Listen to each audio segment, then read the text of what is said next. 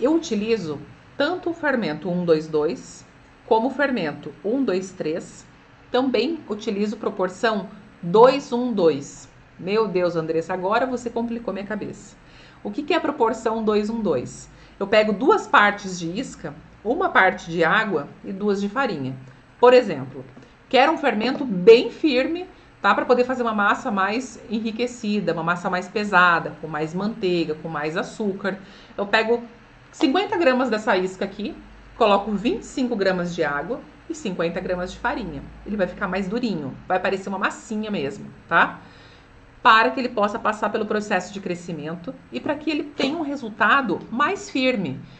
Quanto mais firme for o seu fermento, ele vai conseguir demorar mais tempo para crescer. Demorando mais tempo para crescer, ele vai ter mais estabilidade lá no seu preparo final também, tá?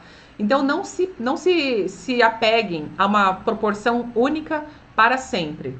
Só que se vocês forem mudar proporção e o tipo da farinha que vocês estão alimentando, já vai preparada ou preparado para mudanças de comportamento. E muitas vezes as pessoas vão em busca de saúde, tá? Porque o fermento natural, ele naturalmente demora mais tempo para fermentar o seu pão.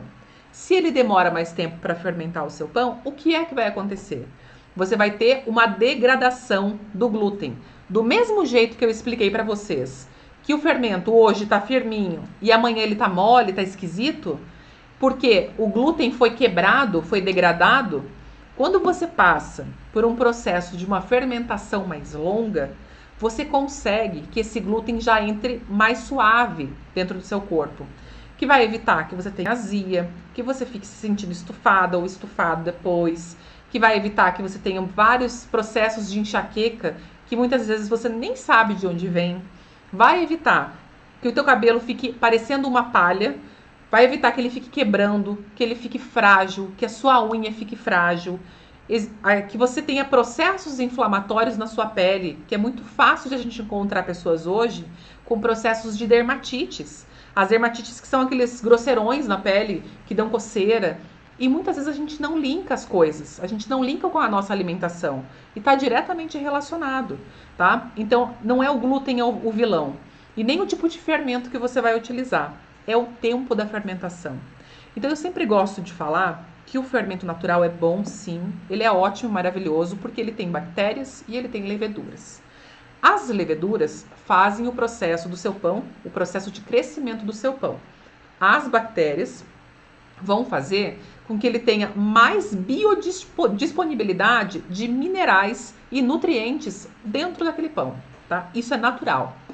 Quando você utiliza um fermento biológico, ele é uma levedura, igualzinho a levedura lá do teu fermento natural, tá? Pode ser que seja uma levedura diferente, porque existem centenas de Saccharomyces que vocês vão utilizar, que vão se desenvolver dentro do seu fermento natural.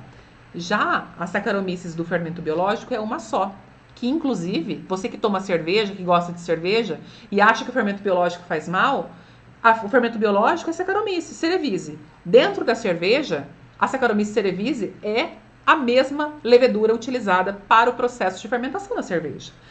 Então a gente acha muitas vezes, e é por falta de conhecimento. A gente às vezes ouve alguém falando, o pão com fermento biológico faz mal para a saúde. Se você trabalha com uma quantidade menor de fermento biológico e trabalha com uma fermentação mais longa, você vai ter sim um resultado diferente. Você vai ter sim uma qualidade de alimentação muito melhor, porque o glúten vai ter se quebrado também, porque você deixou um tempo de fermentação mais longa, e também o índice glicêmico dessa massa vai estar menor. E isso muita gente pergunta, mas por que o índice glicêmico vai estar menor? O que acontece dentro dessa massa? Qual é o milagre da fé que acontece dentro dessa massa que vai estar menor esse índice ali dentro? Gente, todas as farinhas, todas, impreterivelmente, todas as farinhas que desenvolvem glúten têm amido. E esse amido, ele tem açúcar, ele passa por um processo de açúcar, de alimentação. Quando você mistura a farinha com a água, ou farinha com leite, ou farinha com o que for, e ele está passando pelo processo de fermentação, o amido começa a liberar o açúcar, e ele tem 2 fases, o açúcar simples e o açúcar complexo. E esses açúcares que vão deixar o índice glicêmico, que é o índice de açúcar da massa, mais elevado, se você passa por um processo de fermentação curta. Porque o açúcar é a principal alimentação do seu fermento, seja ele biológico ou seja ele natural, tá?